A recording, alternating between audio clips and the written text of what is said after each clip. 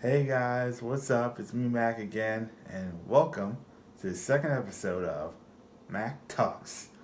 Today's topic we're talking about today is, you guessed it, another anime because I love anime and I love talking about it.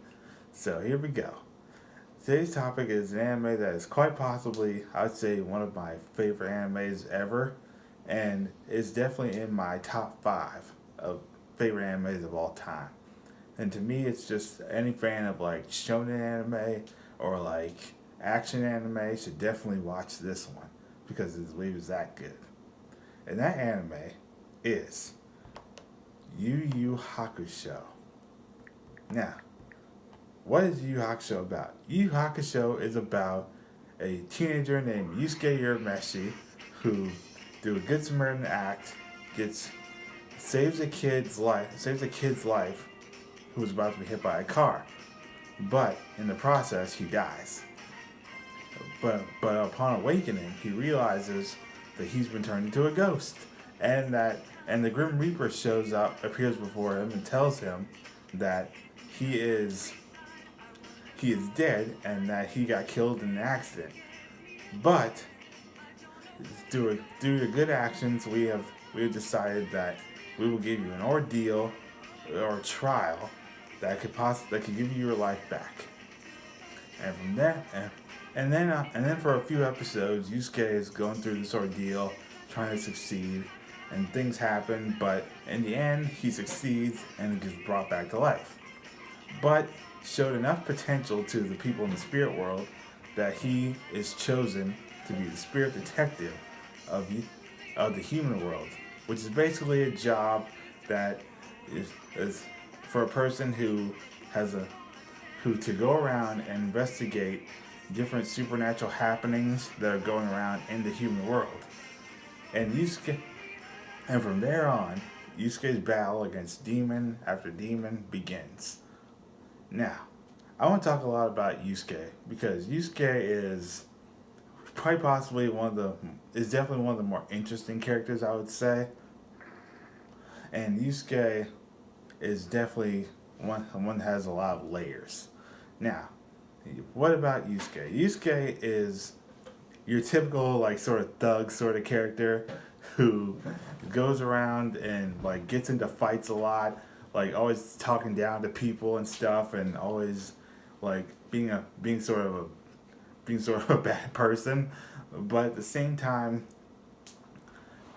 you can kind of see where he's coming from because he grew up in a broken home. Like his mother goes out and parties a lot all the time. His dad's not around, so he doesn't have like a role model at all, and he just sort of has left to deal with the world on his own, and sort of thing, and he doesn't really know how to express his emotions because of that.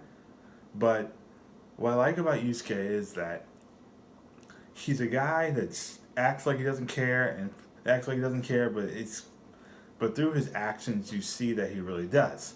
Like for example, when in the first episode when he's he sees a kid playing near the street, and he stops him and scolds him for saying that you shouldn't be playing near the street, kid. There's cars they'll splatter you into the pavement and stuff, and he go but after that, Yusuke shows his softer side by putting on a show for the kid and making funny faces and like playing around with him for a few minutes, and then sends him on his way.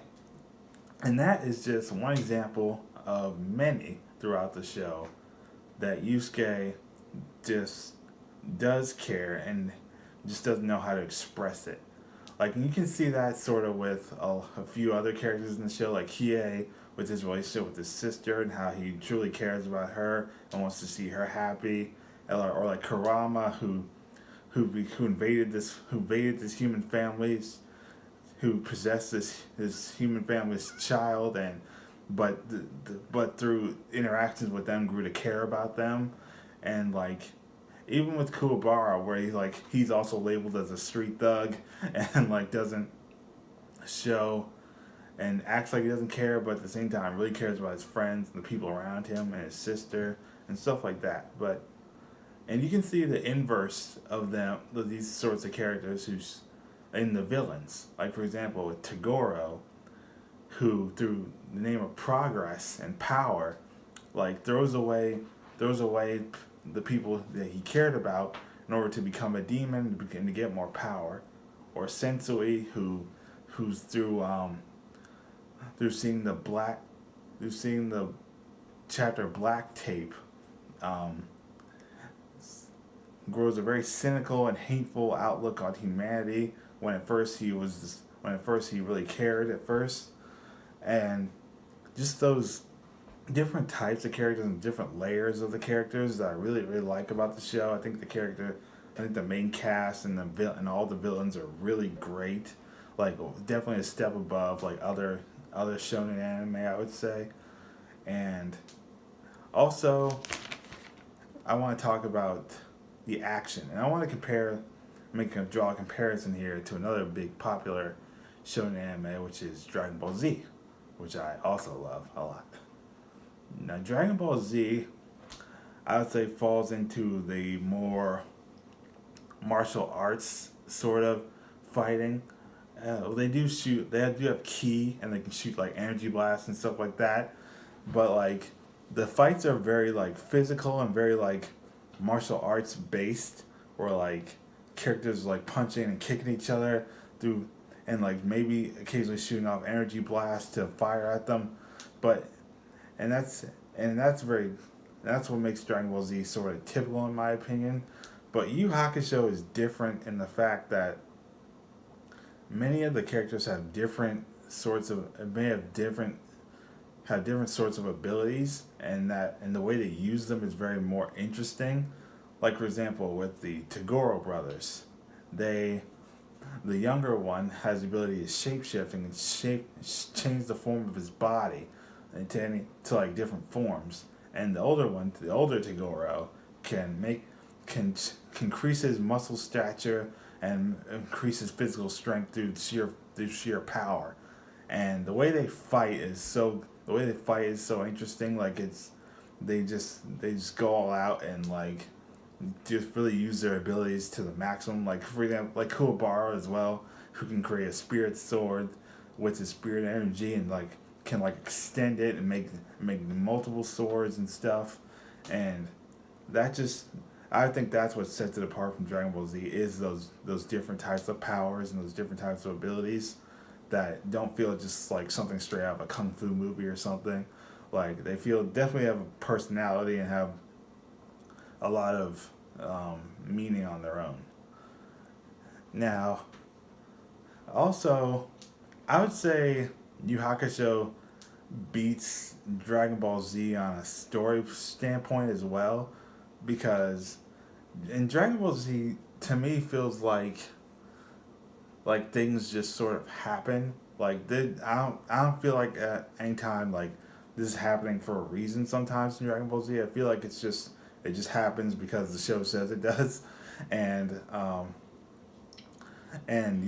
and things are happening like that. But in Yu Hakusho, they you can argue that Yu Hakusho follows a similar sort of mindset, but I feel like Yu Hakusho is a lot more character driven than Dragon Ball Z, because Dragon Ball Z, because Yu Hakusho, definitely focuses more on its characters and how they're feeling and their emotions and stuff and their motivations, and that makes it feel more like these things are happening for a reason and not just things are happening just because. And I think that's another leg up that it has on Dragon Ball Z. I think why I think I like it even more than Dragon Ball Z, to be honest. But yeah, that's pretty much what I wanted to talk about Yu Hakusho.